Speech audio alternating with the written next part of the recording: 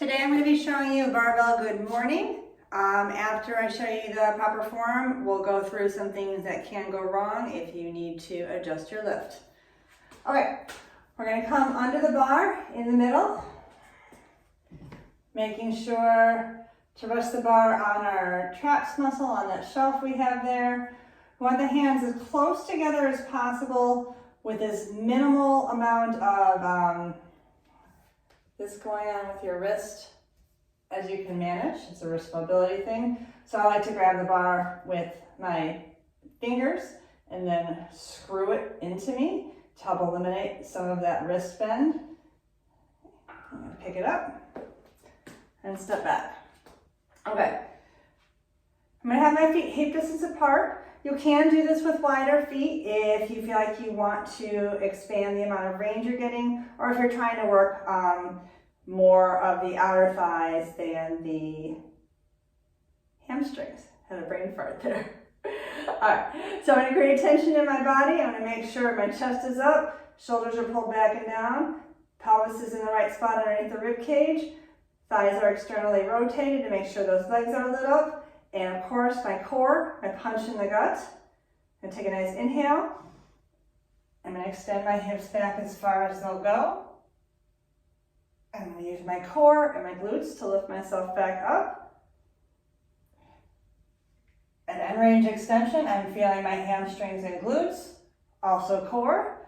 Most of the weight is on my heels. I am trying to keep my toes down. And notice when I stand back up, I'm coming to neutral versus dumping my pelvis forward. I'll show you what that looks like when I don't have the bar on my back. So here I have no unwanted rotation, my hips aren't shifting from one side to the other, my spine is staying neutral, feeling it in all the right places, making sure my gaze is down, just correcting myself on that one. And that's the barbell good morning. Okay, some things that can go wrong in this or in any hinge. First thing we're going to talk about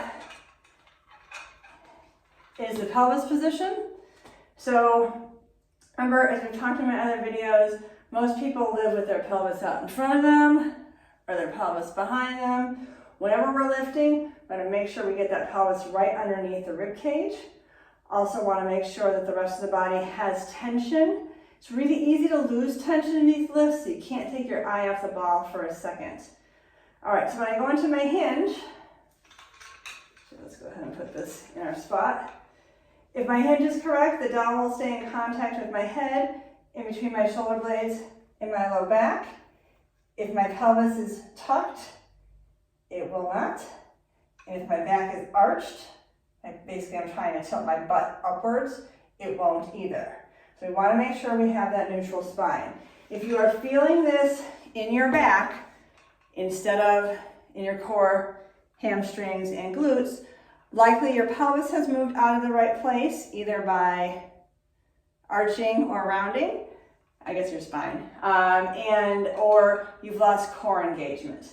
It's not enough to engage your core just once before you extend. Every time before you come back up, and every time you're restarting, you want to make sure you have that tension. Another thing that people do is they like to look in the mirror. Now this doesn't tell you anything, maybe doesn't tell you anything about your form, and it puts your neck in a dangerous place. A lot of people like to do this with a pad on the bar. I learned it without a pad on the bar, so that's kind of just how I'm used to it, but it's not super comfortable. So if your gym has a pad, it'd be something like this. This has straps that go around it, and the move is the same. It's just more comfortable there. Now remember, the barbell's not resting on your neck, it's resting on your traps. But when you go into your hinge, when you don't have the pad, you might feel like it's going to start to roll.